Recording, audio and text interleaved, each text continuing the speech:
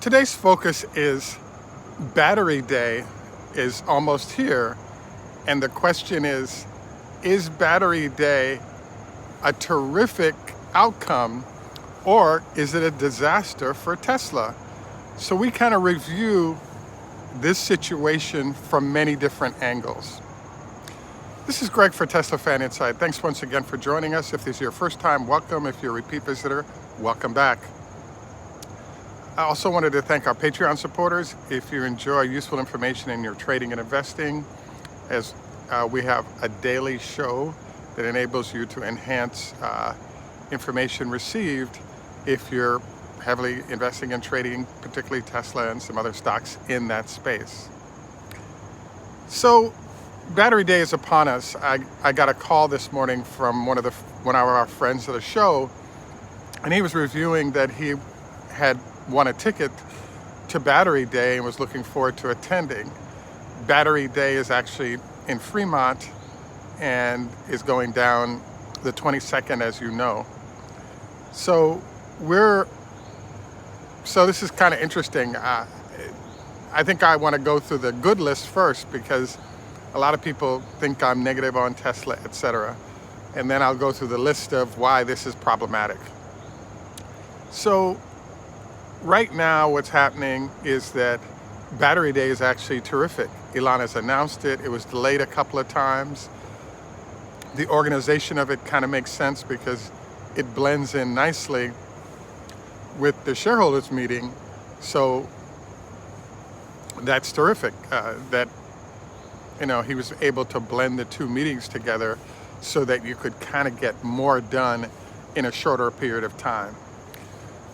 The number two is that you're going to have an interesting situation now, because there are likely to be innovations that are announced, and after those innovations are announced, it's going to be a move for Tesla to make the transition into what those innovations represent. So in general, I don't think there's anything that he doesn't announce that won't be beneficial to Tesla during it.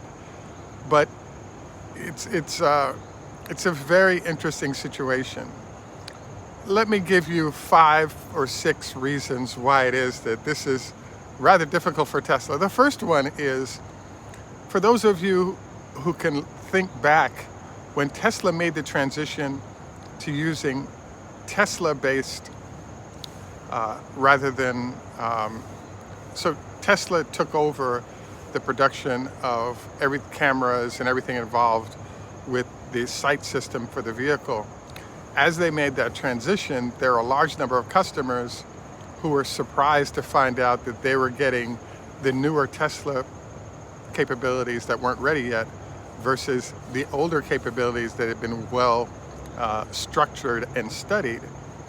So there ended up being this interesting period where that transition resulted in a lot of folks being a little bit upset, because it was thrown on them as a surprise that there was this transition that was occurring.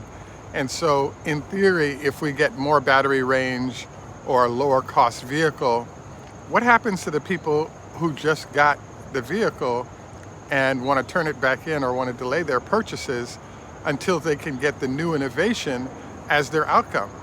So you theoretically could slow down your sales, and clearly the value of the older technology is actually going to be lower than the value of the newer technology.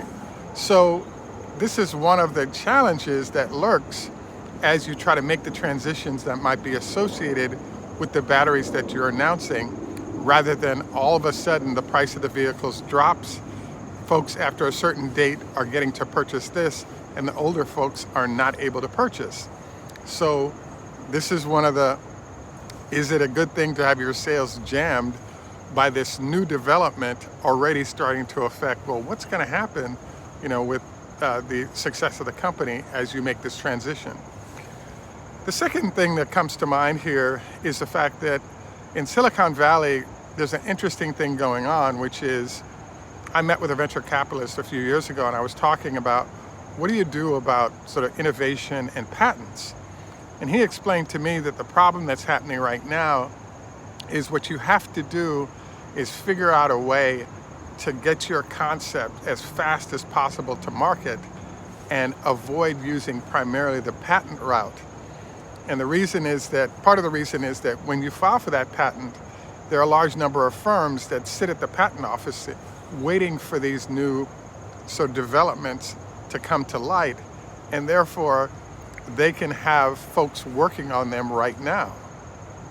So in essence, the patent route to controlling people, reverse engineering and delivering technology that's similar to yours is shrinking as a solution, because you can look at Apple when it comes to the iPhone relative to Samsung.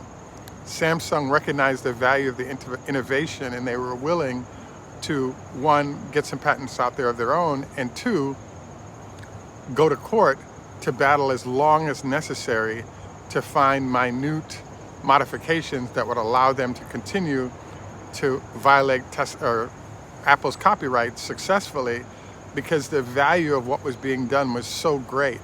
And so this is an illustration of why you're in a zone now where it's difficult, unless you're a drug company where you have to do it, to really drive patents as a solution.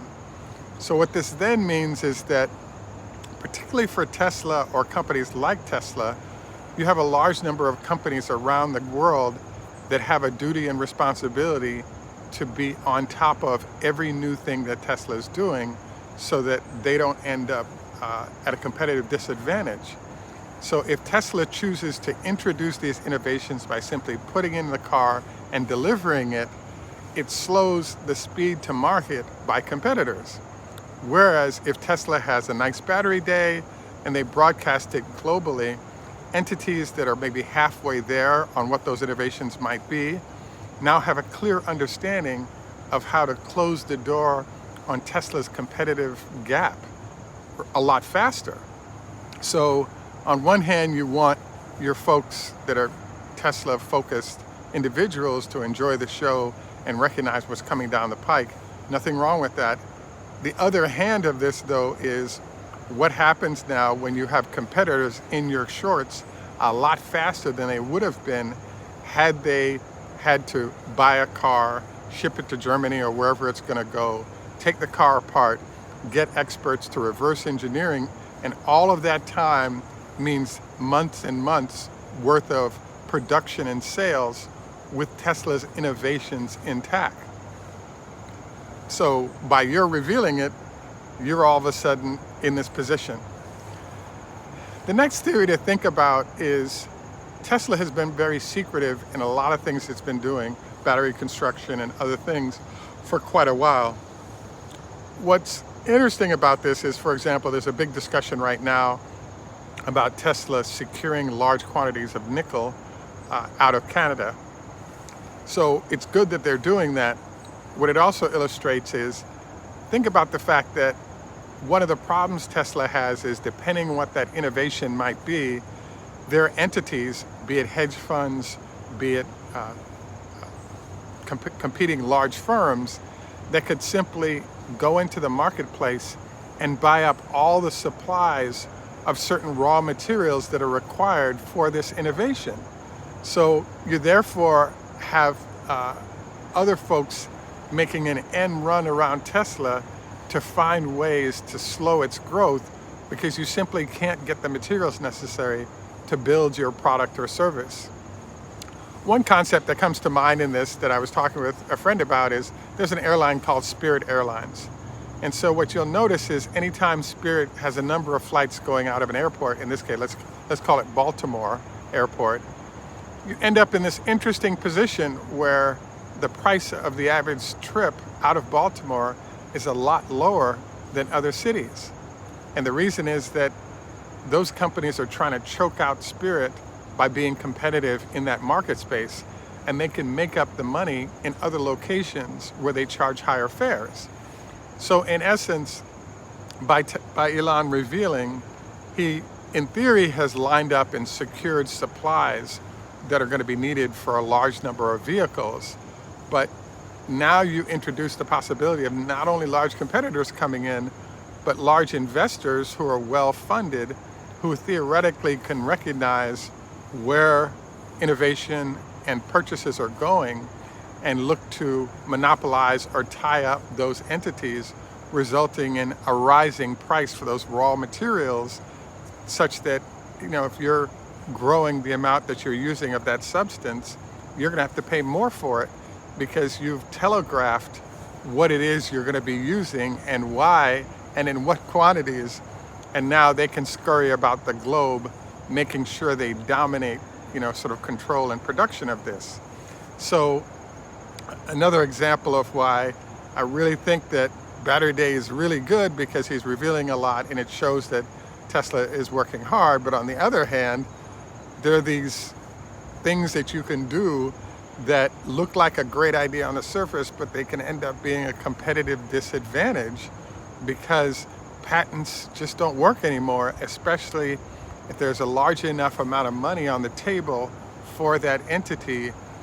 It behooves those, again, like Samsung with Apple, to go after it aggressively and take the legal fees associated with it while they build and totally copy what's being done by a successful organization.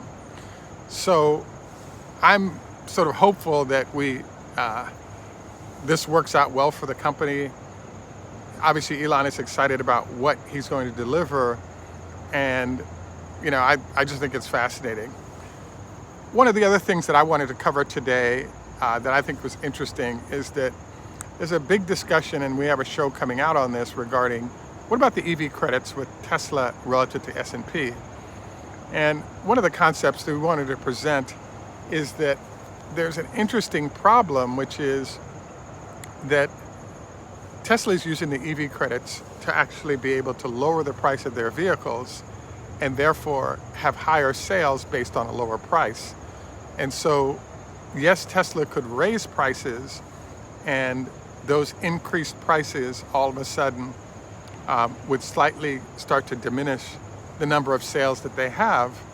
But I don't think that this is a huge deal, because yes, sales would be lower if prices were raised, but the flip side of it is that they're using the EV credits in a way that enhances the brand. So I don't think it's a huge issue, because $200 million that's brought in to help with profitability on a quarterly basis, I don't think it's that huge amount of money, but it does have an impact, absolutely.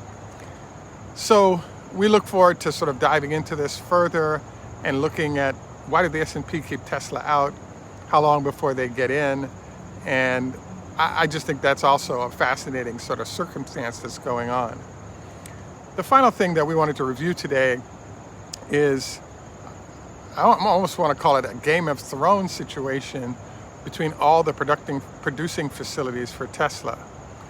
What Tesla is saying by shifting to exporting Chinese vehicles is that Elon actually pointed out that the Chinese input at all cost points are 1/2 of the cost of the United States.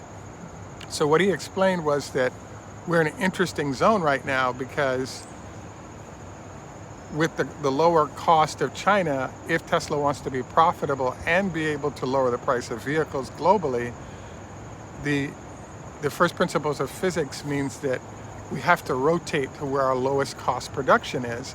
And in this case, it's China, for the reasons I described. So there's an interesting battle brewing, which is, right now Fremont is getting to produce the most advanced vehicles with the highest margins. So they aren't tremendously hurt by things going to Fremont or from Fremont to China for production of threes that are sold both in Europe as well as in Asia. And so we're in an interesting position right now, because if in fact there's a competition globally to see where your lowest cost input is for the vehicle, and then China wins that battle, you all of a sudden have the China plant growing dramatically while the plants elsewhere perhaps shrink, because they just don't have, they're not able to compete on price. And so this is Germany in particular, because the facility is not done yet. But it creates this very interesting question as, how is Tesla going to allocate production, particularly when first principles of physics dictate that the lowest cost producer is who gets to produce that item. And as we know, China is the lowest cost producer right now, and you can automate heavily in those other locations, but they really can't catch up, because even if in Fremont's case, the fixed costs are already, done, the variable costs of manpower and material are lower in China. And so as a result, if Tesla wants to grow consistently, they need lower priced vehicles. And the battery is part of it, but the whole rest of the inputs that China is able to do at a lower price gives them the win in this case. So we're looking forward to how all this plays out. We look forward to your comments on this. Just a reminder on our health tips, don't forget at least 25 leg lifts a day, making sure that you strengthen the quad muscles, avoid knee issues. The second is no more than once a week fried foods, limits it helps you avoid type 2 diabetes, because the body doesn't necessarily handle those fried foods well, as we learned from our kidney doc. Also, don't go to bed within 3 hours eating, preferably a minimum 2 hours, because it allows the food to digest. And I guess the third one we'll sort of look in on today is a 5-2 or some other fasting diet as a way to improve health, both mental and physical health, by managing in this fashion. At any rate, this is Greg for Teslafaninsight. Thanks once again for joining us. Tschüss German, au revoir French, Lehitro, Hebrew, Hoda Hafez Farsi, Zdravstvuyte, hello in Russian, Ni hao ma, hello, how are you in Chinese, Dobrjenia, Assalamu alaikum, and Hey Do in Swedish. And thanks once again for joining us. Have a great day. And in Jamaica we say, enough respect, walk good man. After closing out the show, I was really wanting to talk about, we introduced the concept of 10,000 vehicle production capabilities for Tesla in China. And we actually read it in a South China Post and have not been able to come up with it again, but we'll keep searching it so that we can get this information out to you. The head of the facility in Shanghai indicated they have achieved a 10,000 production run level, but right now they've decided that excess production is being shipped to Europe. And the question of how many vehicles is that, we don't know. Clearly, Tesla's above the 3,000 vehicles that they were producing in April or May, but they're actually below the 10,000 number because they just don't need all those cars in China currently. And the question is, are they producing at full bore to ship that to Europe or not? And what's going on with those cars? And the answer is, we don't know. But we look forward to digging more to come up with, is that 10,000 a week production number that was mentioned by the folks, the Shanghai facility, a valid one? And what does Tesla do with all those cars? At any rate, once again, thanks for joining us. Have a great day, and bye for now.